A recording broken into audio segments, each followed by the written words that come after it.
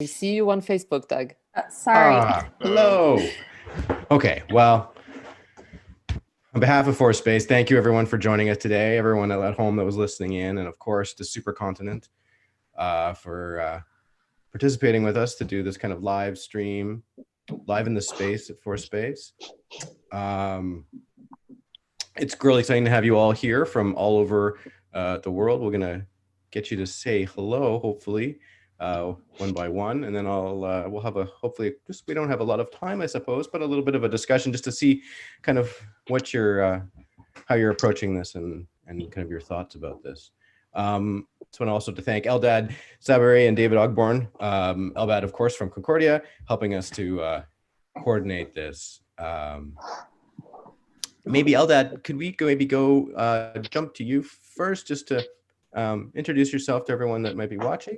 We'll kind of I'll just kind of like to get a little hello from each person.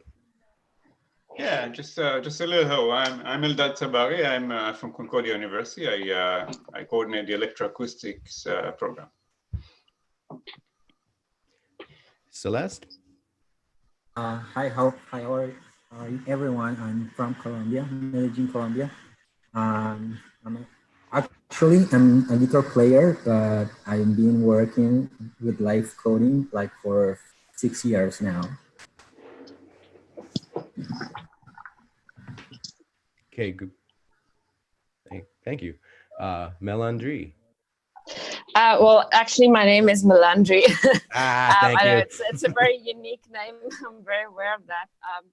I'm basically running a new ensemble here in Pretoria in South Africa at the moment. So just trying to get things off the ground with my supervisor, Dr. Miles Warrington. He and I have started this project just over a year ago. So yeah, it's still very new for me, but I'm learning a lot as we go along. Abinay, do we have you? Can you hear me properly?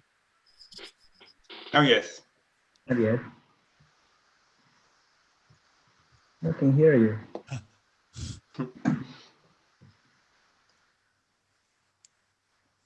Well, yeah.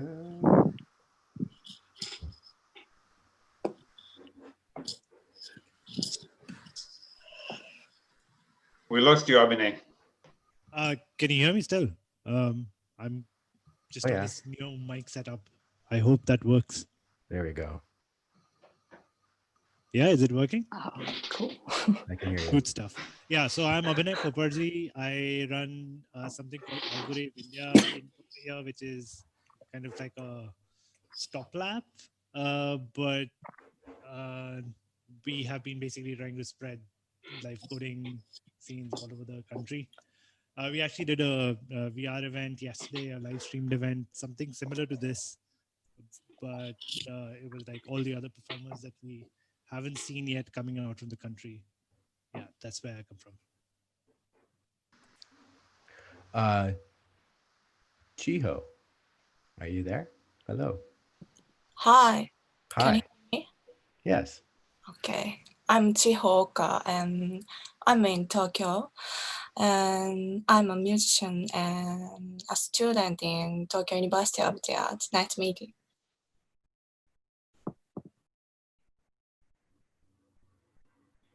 Great, thank you.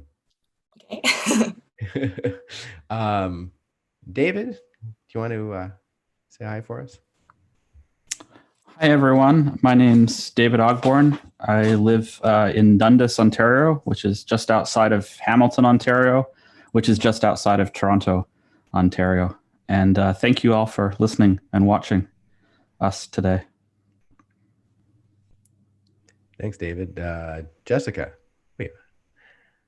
Okay, so yeah, I'm from Mexico, but I'm right now doing a PhD at McMaster here in Hamilton.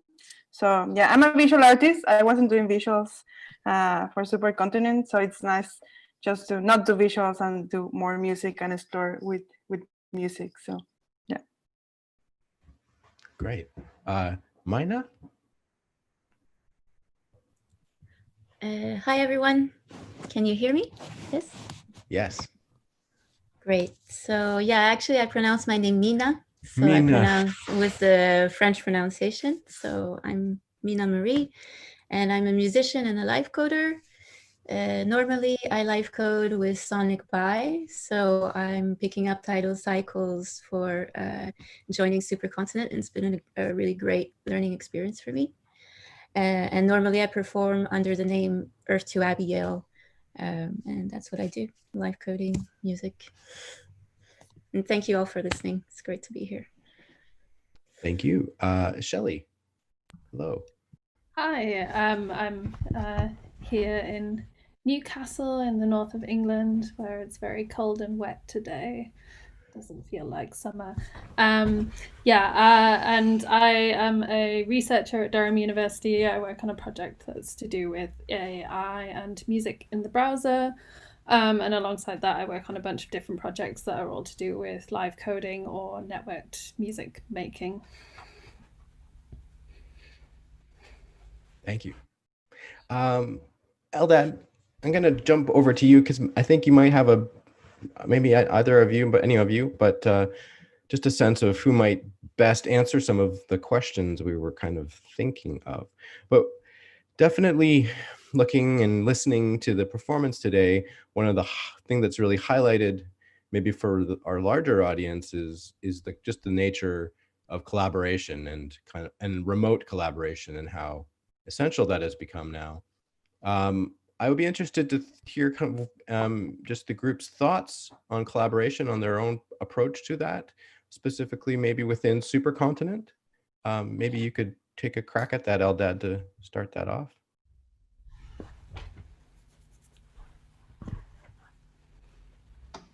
Okay, can you hear me now? Gotcha. Yeah. Yeah, I mean, collaboration is always fun. It's always full of unexpected things and the need for, I guess, quickly adapt. And I mean, it's true for any ensemble, right? Any ensemble any collective ensemble of any size, but definitely of a larger number.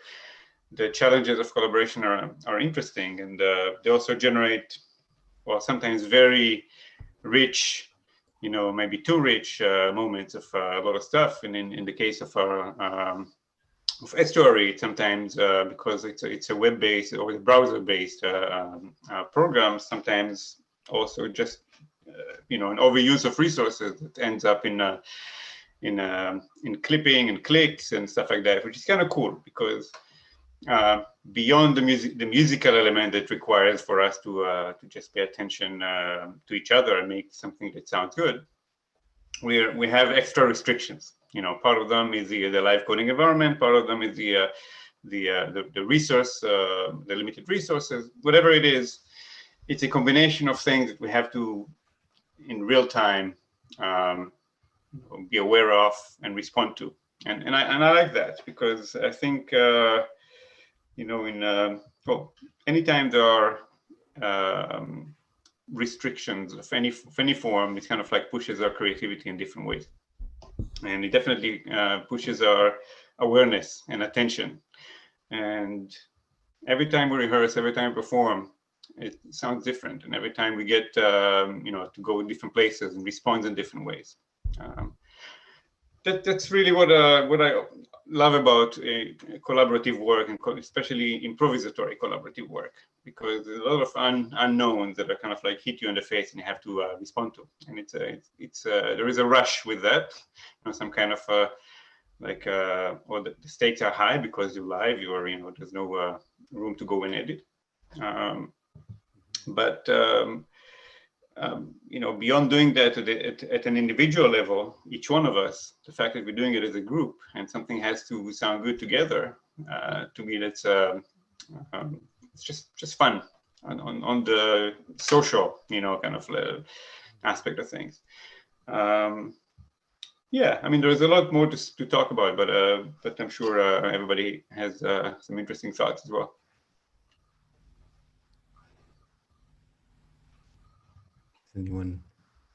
Anyone else like to kind of give a different take on collaboration or how it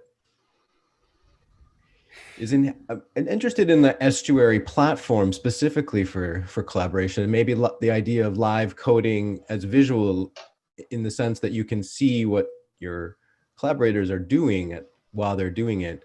I wonder if there's anyone that could speak specifically to that, 'cause that's what we were kind of looking at and watching while we were listening earlier.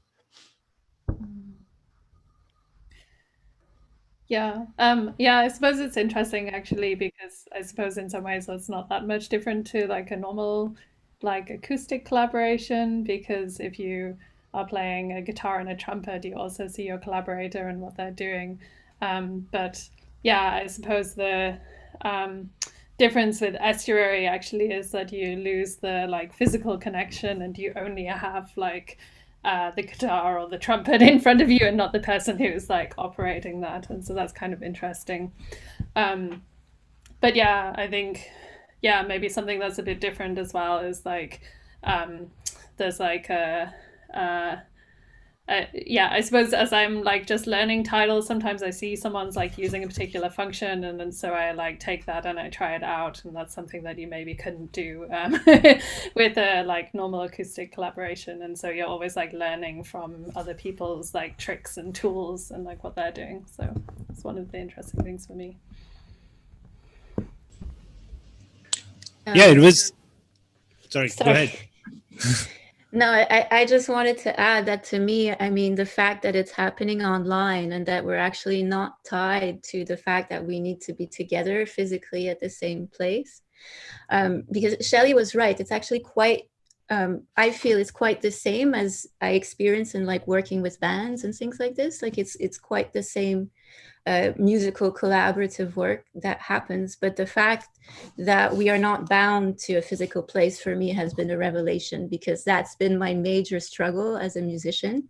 Is, you know, I move a lot, I've lived in many different countries, and every time I go somewhere I need to start again with a new group of musicians, and with SuperContinent, it's amazing. You know, I can log in from anywhere, from any country. It's always, you know, the same people. The connection can get deeper and deeper in the work. And so to me, and also I wanted to say as a fun side, like for anyone that plays in bands and stuff, there's also things that we're allowed to do online that you can't necessarily do on stage.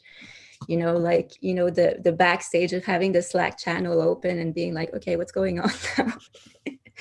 Which are like things that people don't see, and that normally when you're on the stage, you know, like, okay, yeah, we have ways of, you know, looking at each other and communicating and like whatever, but we can't, you know, really fully have a conversation, which is quite of interesting also, I feel like, in the dynamic of the group. So. Thank you. Yeah, the idea of I hope the sound is better now. Yeah, great. the idea of just being able to sort of communicate with each other with code itself is so beautiful, because you're also communicating with the computer with code, kind of.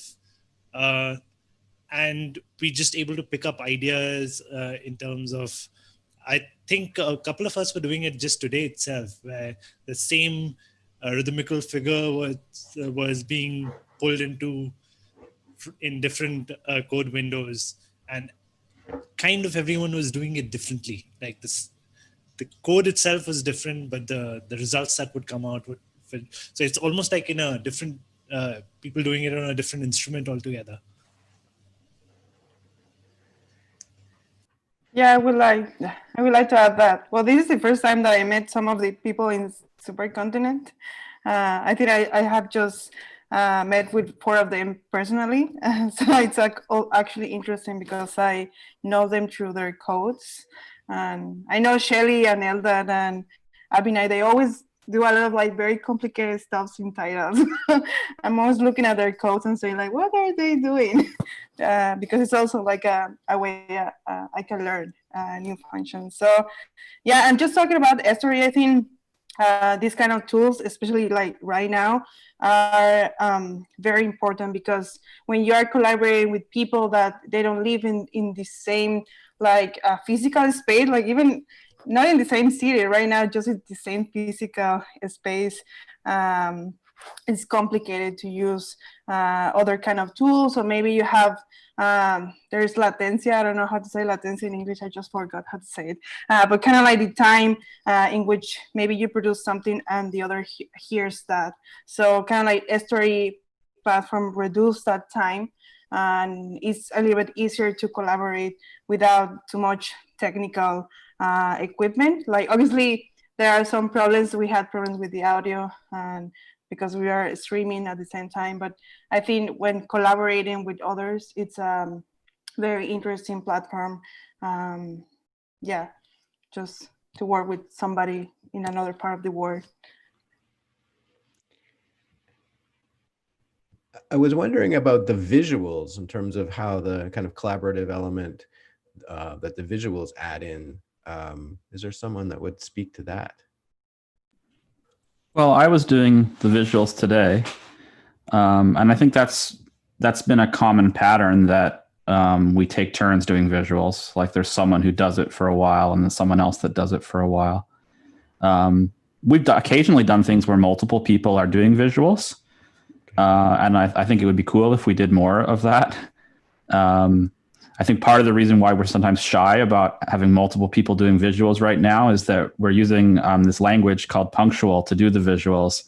And Punctual is, it's not necessarily meant, let's say, as an easy language. So it's kind of fragile, and it's very easy to do something in Punctual where all of a sudden you flood the screen with light or something like that, and kind of no one can see their code and no one can see the visuals you intended. And so like the more people you have doing visuals, the more danger there is of these kind of like floods. And so, taking turns is one way of mitigating that. But I think, as we kind of develop the group's practice, as we get more used to it, it'll become easier to have ways of kind of like coexisting in that visual space. And I think we'll do things like might experiment with different ways of arranging the code and the visuals in relation to each other to support collaboration. Like for a little while now, we've been using a layout like the one you saw in today's performance, where there's kind of a dead zone in the middle of the screen where the visuals can play without interfering with the code. I think that's one strategy, but there are probably lots of others that we can explore too. Anyway, those are my thoughts. I think others might have thoughts about it too.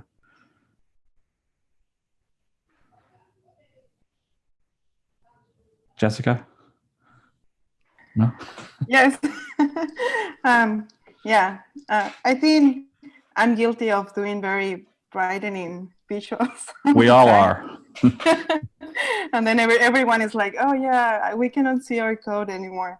So yeah, I think it's like as a visual artist, I think it's easier, or I have found easier to collaborate like in sound or in this like space of sound than in the space of visuals.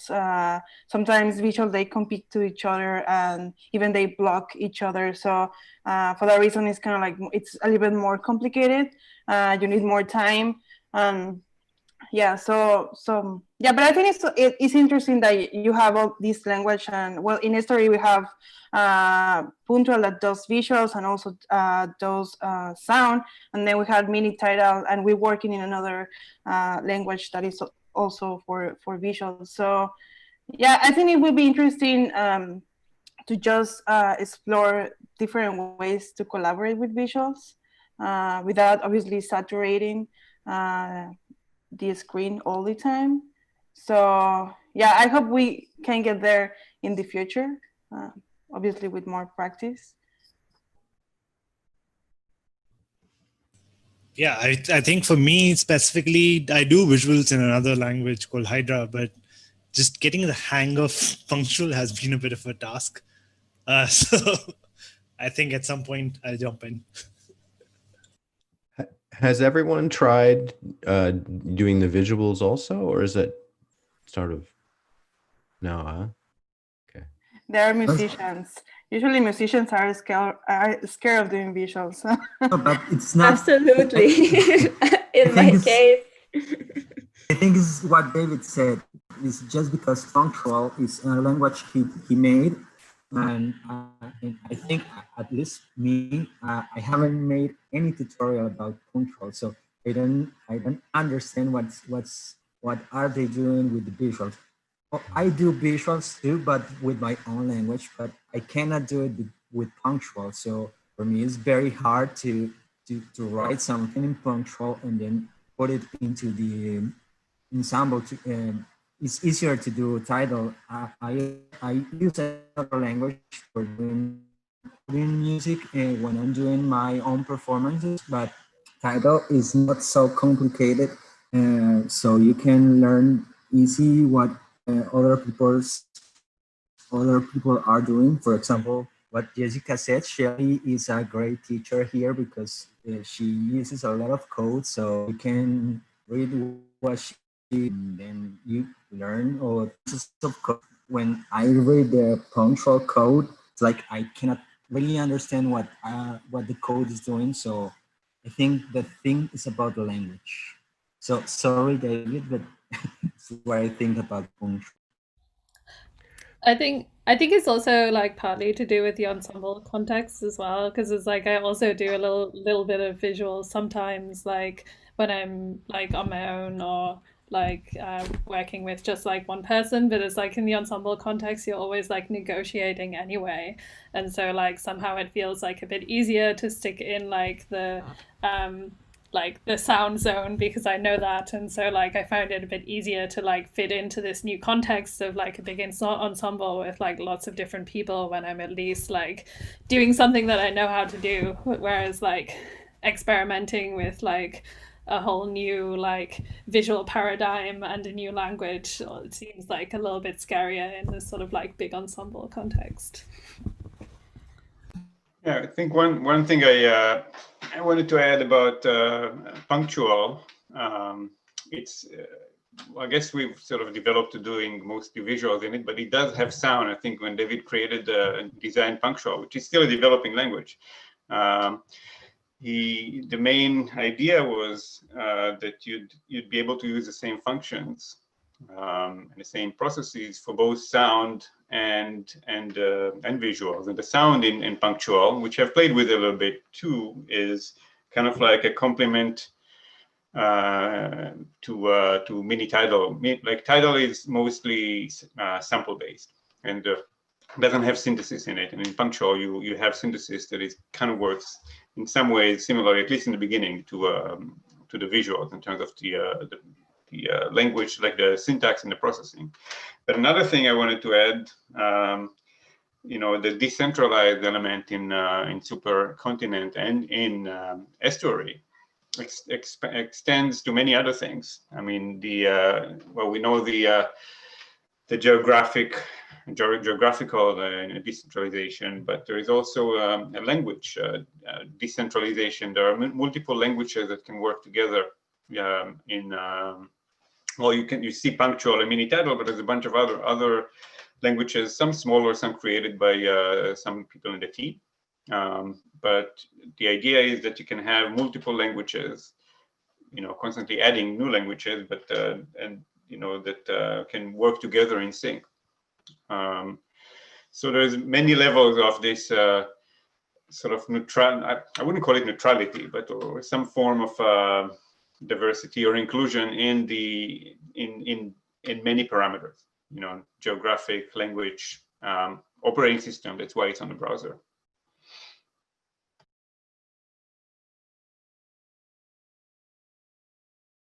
I was interested also maybe for a question just to see perspective from Chiho or Melandri from the different time zone, and also maybe just being so difficult, like geographically distanced now, how working in Estuary, what's that like from your view?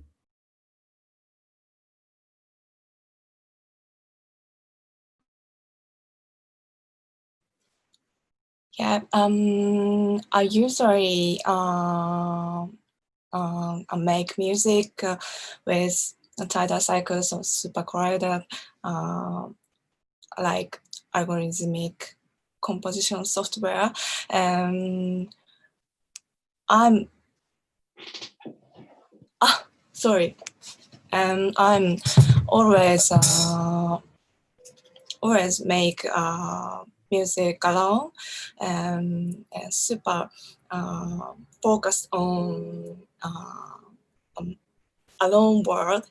So it's interesting experience to play with S3, and this platform is because it's S3 and this ensemble makes me listen to other sounds, so it's interesting for me, and yeah, and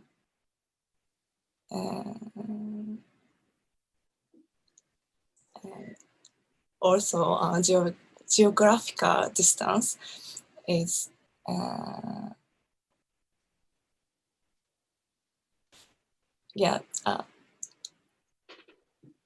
makes me listen to other sounds.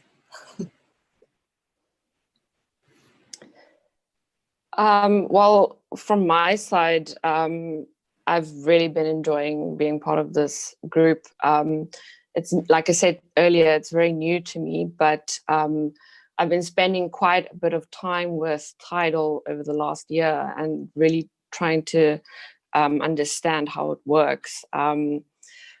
But in saying that, it's been quite a liberating experience for me because I was classically trained, but I couldn't really partake because my skills weren't really up to par in some of the academic spaces I was in. And I found I really was able to partake very, very quickly, and it was very easy to pick up the tidal cycles language, which I think is really, really beneficial to a lot of people.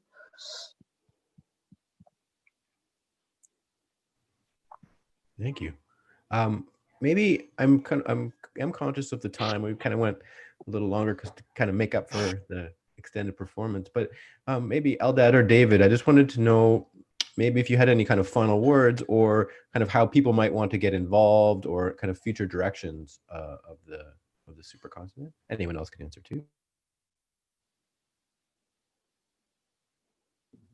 Well, one way to get involved that I could plug right now, I think, is the Networked Imagination Laboratory at McMaster is running a series called From Zero, which is a regular schedule of drop-in jam sessions that people can join. And people from the lab, including Jessica, who's here as part of SuperContinent, are there at the sessions to kind of lead people along, help with questions, troubleshoot, that kind of thing. So I would really encourage anyone who wants to try out live coding in this network space to join those sessions. If you just go to http://fromzero.eventbrite.ca, you'll find all the details, and there's a free sign up there. This is something that I think we're trying at this time for the first summer. But it's going so well, I think we have to continue it because it's a format that works really so well. You can also try out live coding with S3 at any time. You just need the Chrome browser, and you go to s3.mcmaster.ca. There are some minimal tutorials built into the software. They're not very good yet, but we're working on that. But if you load up S3 in your browser and then you use some of the other learning materials about live coding that you find at places like tidalcycles.org, or the Punctual homepage, I think with these kind of things you can explore by yourself as well. But it'd be more fun if you came to the From Zero things and explored with us. Just gonna say, it would be more fun that way.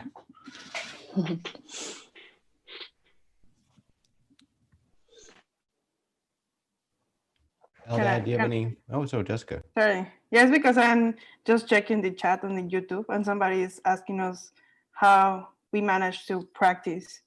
So it's difficult. we made a doodle poll.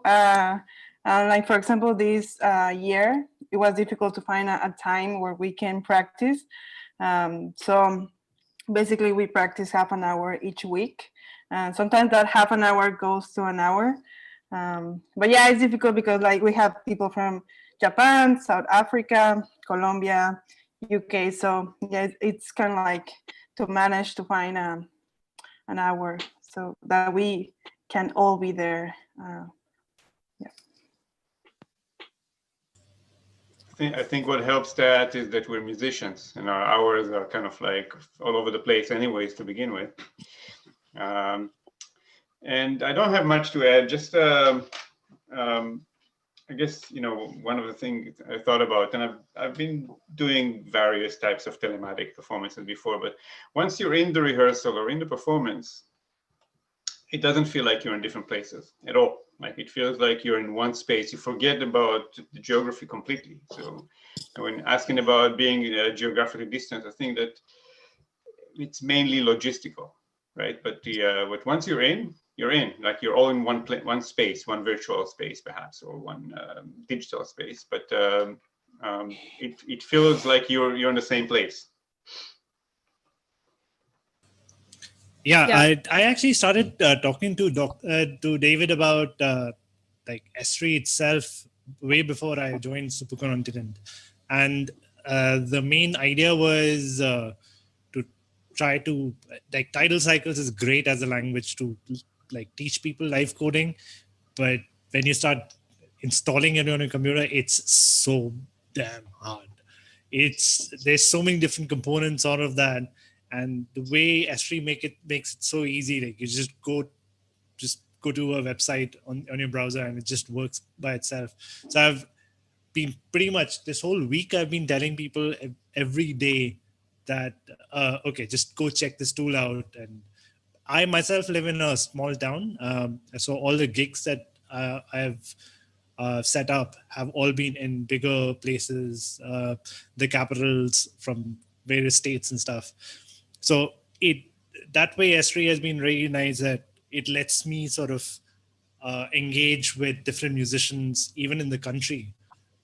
So I love it.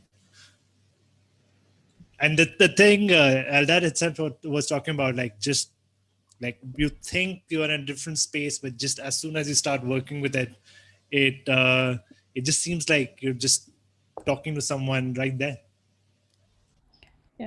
Yeah, I just wanted to add as well on the whole like geography question as well, that actually like we're in a bit of a like funny time right now as well with like the pandemic and like various like lockdowns and stuff, that like actually we're all kind of existing in this like weird online world like a lot of the time anyway. And like I have a collaboration with like a saxophonist who lives like literally around the corner from me, and like we can't be in the same room together either. So like in some ways it doesn't really matter whether your collaborators are like living next door or like living all over the globe right now. It's like all the same. So yeah, it's kind of a funny time for network music.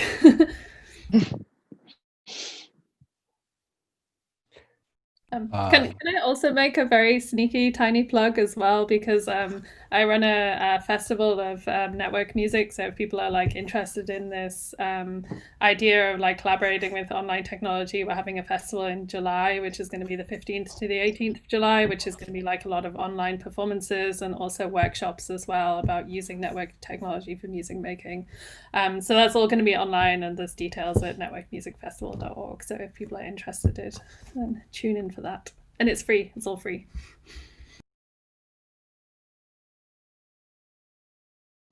Thanks, Shelly. I just want to kind of wrap it up, I think, from there, and just thank you all for participating in this. I don't think I need to underline how having a moment to kind of think, for all of us to think about kind of network collaboration, and then to kind of enjoy kind of the development that you kind of SuperContinent has kind of put together over time, and see the kind of the skill and the practice that you've kind of put into it. It's kind of, it gives a kind of, there's a sensibility to that I think we have all of us kind of a more awareness of what's possible. So thank you for coming in from all different time zones and locations. And I'll just kind of, unfortunately, have to end the meeting with kind of a little kind of just close it there, but just if anyone wants to follow Fourspace as we kind of continue our mission to kind of show research that's happening at Concordia and the larger community, you can check us out at concordia.ca/4 or CU Fourspace on various social media. We're going to endeavor to get a recording of the performance today, and we'll try to show that again later following this for anyone that was that missed the first part. And again, thank you, everyone. Have a great day. Yeah, thanks, Doug, Anna, Vanessa, for organizing this. Thanks, everybody. Thank you. Thanks. Thank you. all. Thank you, everyone. you. Thank you. Now go to bed.